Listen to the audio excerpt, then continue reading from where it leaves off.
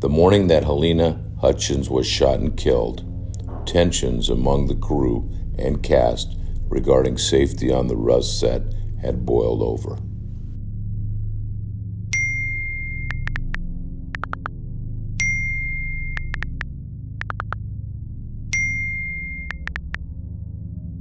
The crew had warned the production that the set was super unsafe and that safety was a massive issue.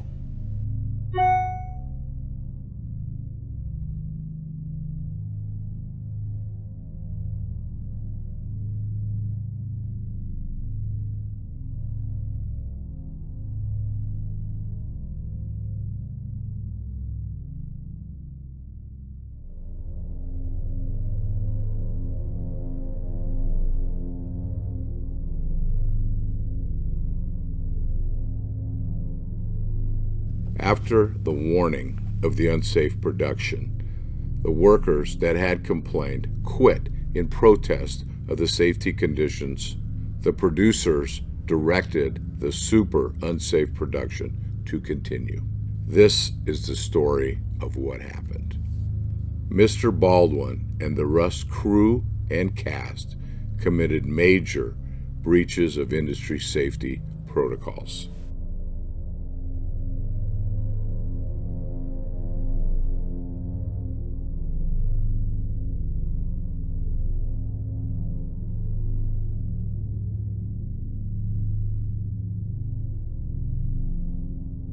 Mr. Baldwin and his production crew were performing a lineup.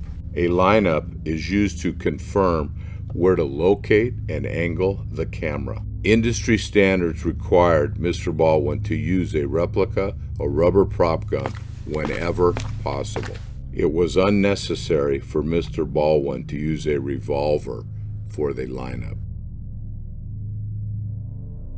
Industry standards required Mr. Baldwin, as a producer and lead actor, to accept the revolver directly from or in the presence of the production's armorer. Mr. Baldwin did not accept the revolver from the armorer. The armorer was not even in the same room.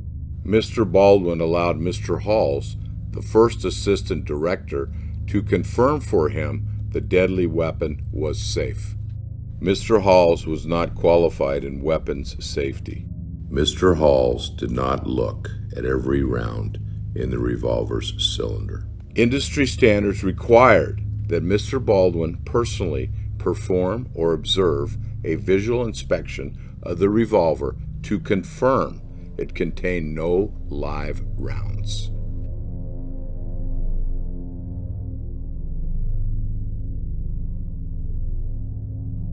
Industry standards required Mr. Baldwin to be trained and qualified in safe handling and proper firing procedures before accepting the revolver. Mr. Baldwin refused weapons training on how to perform a cross draw, the type of gun draw he was about to perform in the church. The first rule for safety with firearms on a production set required Mr. Baldwin to treat all firearms as if they were loaded and refrain from pointing a firearm at anyone. The industry standard required Mr. Baldwin to remember that any person or object at which he points a firearm could be destroyed.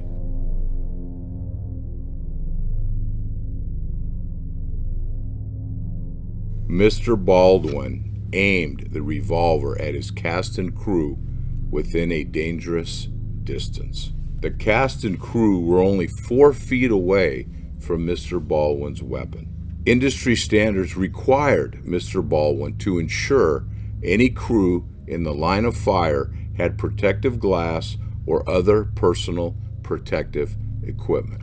Industry standards required remote operation of the camera if Mr. Baldwin ever aimed the gun at the camera.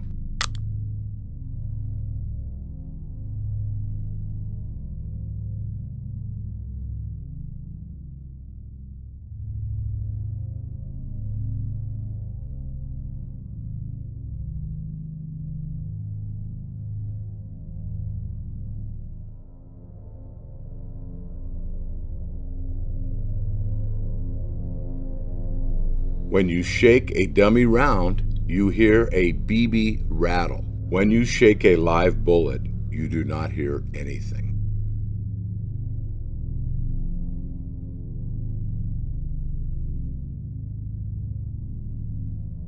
So I take the gun and I start to cock the gun. I'm not going to pull the trigger. I said, do you see that? She goes, well, just cheat it down and tilt it down a little bit like that. And I cock the gun. I go, can you see that? Can you see that? Can you see that? And she says, and then I let go of the hammer of the gun and the gun goes off. I let go of the hammer of the gun and the gun goes off.